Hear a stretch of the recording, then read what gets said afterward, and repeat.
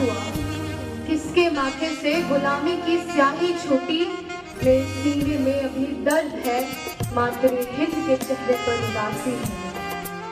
खंजर आजाद है सीने में उतरने के लिए, मौत आजाद है लाशों पर गुजरने के लिए। कीमतें अब भी काली दुकानों पर खड़ी रहती है, हर खरीदार की जेब कतरने के लिए।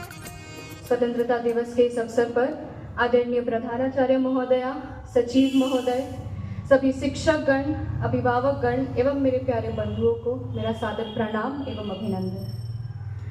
कहने को तो हम आजाद हैं, परंतु क्या सिर्फ किसी की गुलामी या दास्ता की बेड़ी को काट देना ही आजादी है? नहीं, सत्य तो यह है कि आजादी रूपी अमृत पाकर प्रत्येक देशवासी शारीरिक, मानसिक एवं आर्थिक तौर पर तृप्त होना चाहिए, परंतु वे अमृत अभी तक छलका ही नहीं है जिसकी हम सबको तलाश है। श्रोतागण, दूसरों से आजादी पाना तो बहुत आसान है, क्योंकि वो आजादी बलिदानों की नींव पर टिकी होती है, परंतु खुद की बुराइयों, खुद के अवगुणों पर आजादी पाना उतना ही कठिन है। और इस स्वतंत्र भारत में हमारी लड़ाई खुद से ही है। हम अपने ही बनाए चक्रव्यूह में इस तरह से फंसते जा रहे हैं कि बाहर निकलने का कोई रास्ता ही नजर नहीं आता। महंगाई, बेरोजगारी, धर्म, जाति, शिक्षा आदि ऐसी कई समस्याएं हैं जो आज भी हमारे सामने सुरसा की तरह मुंह पसारे खड़ी रहती हैं।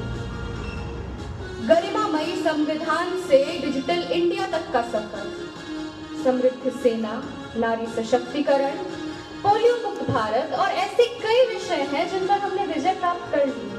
परंतु एक सत्य यह भी है कि आज हमारे देश में राफेल तो है, पर गरीब के घर राशन नहीं है।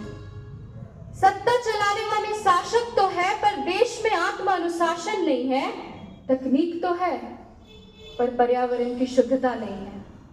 समस्या तो हर बात से है, पर समाधान देने वाली कोई जुबान नहीं है। एक तरफ हम दूसरे देशों के साथ अपने संबंध मधुर से मधुर बनाने में लगे हुए हैं, तो वहीं दूसरी तरफ अपने ही देश में सियासी दांवपेच का जहर घोलते जा रहे हैं। कभी राम रहीम के नाम पर तो कभी मंदिर मस्जिद के नाम पर जब दंगे करते हैं तो गर्व से फूला सीधा भी छन्नी छन्नी हो जाता है। क्या महात्मा गांधी, भगत सिंह, सुभाष चंद्र बोस ने इसी भारतवर्ष का सपना देखा था? क्या हमारे क्रांतिकारी वीरों ने इसी भारत के लिए अपना सर्वस्व न्यौछावर कर दिया था? अफसोस की बात है कि हम रावण का पुतला तो हर वर्ष जलाते हैं, परंतु अपने भीतर के रावण पर विजय प्राप्त नहीं कर पाते हैं।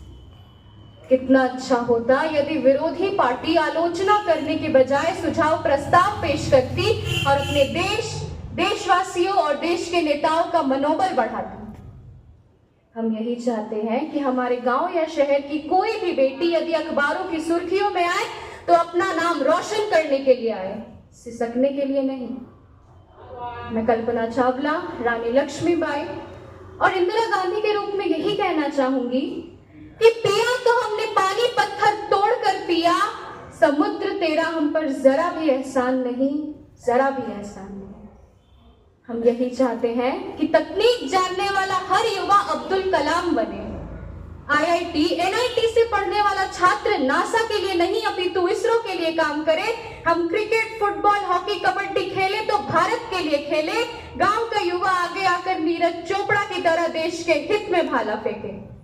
हम शिष्टाचार कुछ यूं अपनाएं कि जापान से पहले भारत का नाम आए। जो युवा रेंग सकता है वो रेंगे, जो चल सकता है वो चले और जो दौड़ सकता है वो दौड़े, परंतु हर तरह से अपने कर्तव्य का निर्वहन करे, सिंह की गर्जना की भांति नेतृत्व क्षमता के साथ। अंत में मैं यही कहना चाहूंगी कि जिस दिन इस देश से प्रतिभा पलायन रुक जाएगा, जिस दिन दलित ब्राह्मण का भेद मिट जाएगा, जिस दिन सर्वधर्म एक हो जाएगा, उस दिन इस देश के हर घर में तिरंगा लहराया जाएगा, हर घर में तिरंगा लहराया जाएगा।